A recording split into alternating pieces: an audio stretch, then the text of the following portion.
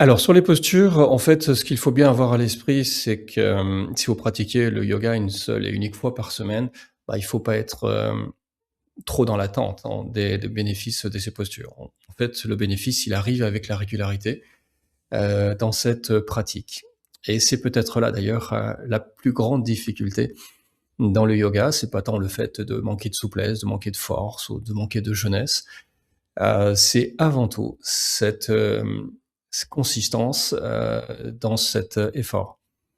Mais si vous arrivez à avoir une pratique régulière, alors idéalement, c'est quasiment tous les jours, hein, avec, des petites séances qui peuvent être relativement courtes d'ailleurs, hein, mais auquel cas vous verrez, en fait, les bénéfices, sur votre corps et sur votre mental. Alors pour aborder les postures, elles sont nombreuses les postures. On dit qu'il y a une centaine de postures, que sur chaque posture, on a un millier d'options, de petites variantes. Donc forcément, là aussi, il faut simplifier. Donc on a simplifié en 7 grandes familles, de postures que vous connaissez probablement.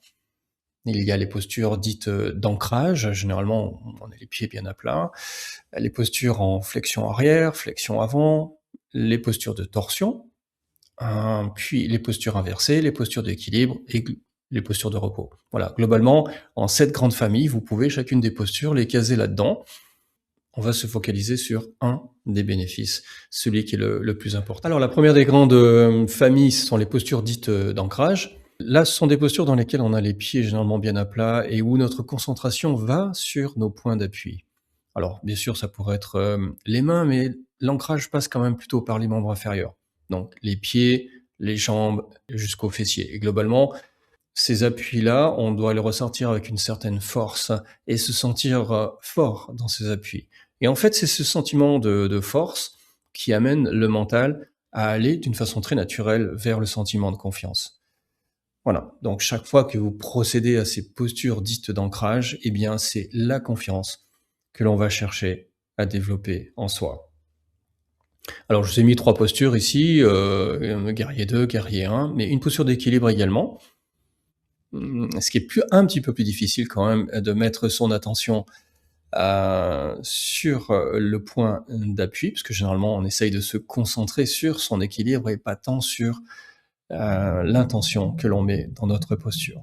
Par contre, sur les guerriers 1 et 2, c'est nettement plus facile, on peut rester plus longtemps dans les postures, de longues minutes, et on peut travailler cet aspect du mental où on va associer, l'ancrage des pieds et la notion de confiance. Donc voilà pour cette première grande famille. Pour la deuxième famille, en fait, il s'agit des flexions arrière. Le mot exact, c'est plutôt extension arrière, hein, mais on dit souvent flexion arrière, voilà, tout le monde comprend en général. Et donc là, il s'agit, d'un point particulier qui est souvent pas très, très bien perçu, parce que rapidement, dans une flexion arrière, on a souvent, des tensions dans la colonne vertébrale qui nous amènent, eh bien, justement, à nous concentrer un peu sur ce que l'on ressent et pas sur l'intention que l'on souhaite mettre dans la pratique, de la posture. Et globalement, ici, quand on se met en flexion arrière, en extension arrière, eh bien, c'est de l'énergie qu'on va chercher. Donc ces mouvements doivent être relativement lents et associés à une respiration forte qui va chercher l'énergie. On inspire, on vient mettre de l'oxygène dans son corps, on vient chercher l'énergie et la vitalité au niveau du corps. Au niveau des pratiques, je vous ai mis ici quelques postures, le chameau, les bras, levés en arrière et puis, le sphinx. Alors vous voyez, ce sont des postures relativement différentes, hein. Généralement, le chameau est en posture, dynamique, hein. On descend, les fessiers, on appuie sur les talons et on remonte et chaque fois on inspire fortement. Lorsque l'on est debout, généralement, c'est pour préparer la flexion avant, donc on vient chercher de l'énergie et on repart en relâchement sur la flexion avant. Et je vous ai mis la posture du sphinx, c'est une posture plutôt de yin yoga dans lequel on reste, de longues minutes, hein, pour bien bénéficier, bien profiter de ce mécanisme, énergétique de la flexion arrière. Alors après une flexion arrière, eh bien, il n'est pas rare qu'on fasse une flexion avant. Alors, faut juste faire attention un petit peu au phénomène de cisaille, c'est pour ça qu'il faut aller relativement lentement. Et la flexion avant, elle, se fait d'une façon très différente. C'est autant la flexion arrière est énergique, on inspire fortement, autant la flexion avant, elle est lente, elle est relâchée, elle est détendue.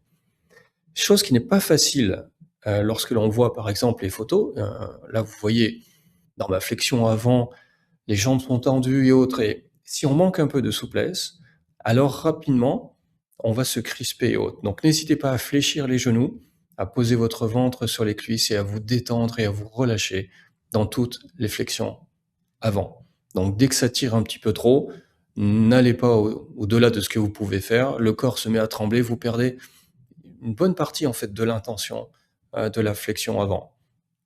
Voilà, je vous ai mis la demi-pince également debout, ainsi que la pince assise, qui sont les postures les plus connues hein, en flexion avant et qu'on pratique assez régulièrement. Donc cherchez ici le relâchement et non pas l'étirement à tout prix.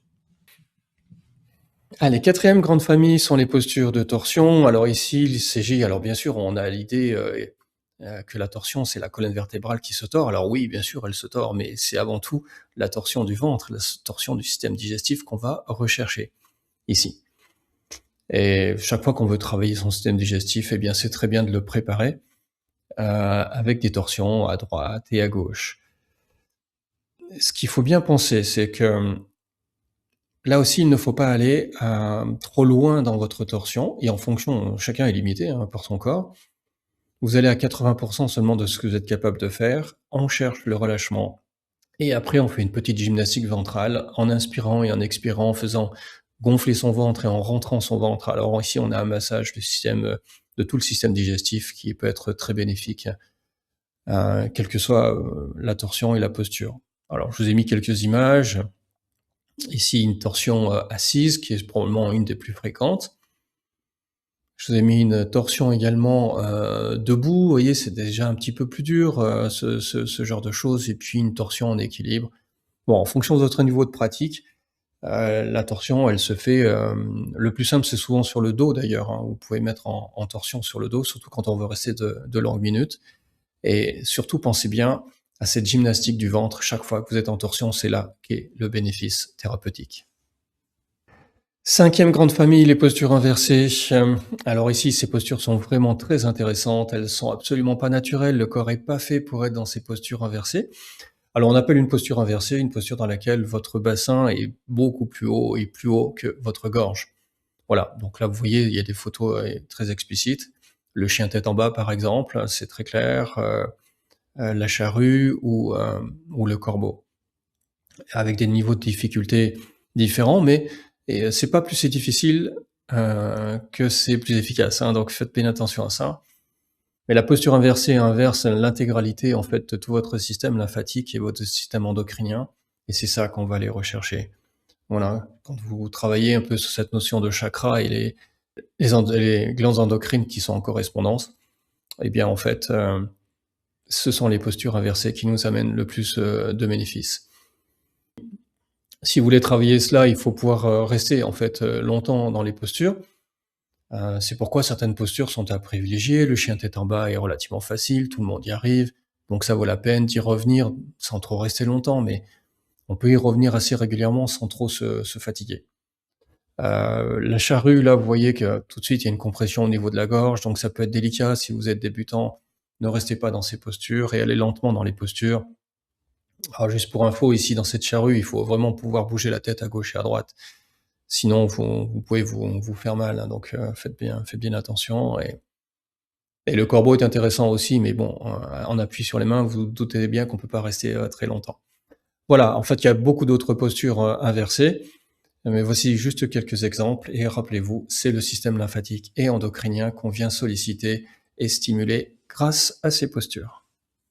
Sixième grande famille, la posture d'équilibre, probablement les postures les plus intéressantes hein, quand on pratique le yoga régulièrement. Pour nous, ça reste un véritable baromètre de notre bien-être, de notre capacité à nous concentrer. Et si vous faites pratiquer les postures le matin, vous verrez que c'est beaucoup plus facile que de les pratiquer le soir après une journée de travail ou une journée de tracas. Au même titre que si vous êtes fatigué, malade, avec 39 de fièvre, les postures d'équilibre, vous tiendrez pas l'équilibre, c'est un peu normal. C'est directement lié à notre capacité de concentration et donc, entre guillemets, de notre niveau énergétique du moment. Voilà, c'est pourquoi entre le matin et le soir, vous pouvez avoir une très nette différence dans cette pratique des postures d'équilibre. Donc ici, évidemment, c'est la notion de concentration que l'on vient renforcer, que l'on vient travailler. On essaye de rester dans les postures, d'équilibre, 10 secondes au départ et après on essaye de faire un petit peu plus, sachant que parfois c'est un petit peu difficile évidemment, hein. Je vous ai mis les postures, de la demi-lune où le poids du corps est plutôt sur la jambe. Je vous ai mis la planche latérale où là, le poids du corps est plutôt sur le bras, donc là, vous voyez, tout de suite, ça devient difficile. Dès qu'on reste 10 secondes, c'est déjà pas mal. Et puis Sirsasana, bien sûr, la posture reine, ou la reine des postures dans le yoga. Là, pour le coup, c'est vraiment, la posture qui moi m'indique, hein, quand ça va ou quand ça va pas et je tiens mon équilibre ou je le tiens pas dès que ça va pas. Voilà, c'est un véritable baromètre de notre capacité à nous concentrer et donc c'est très intéressant dans une pratique très régulière. Voilà, je finis par, les postures de repos. Alors, celles-ci, elles sont systématiques, hein, dans le yoga. On peut bien souvent d'ailleurs, les séances de yoga démarrent avec une posture de repos.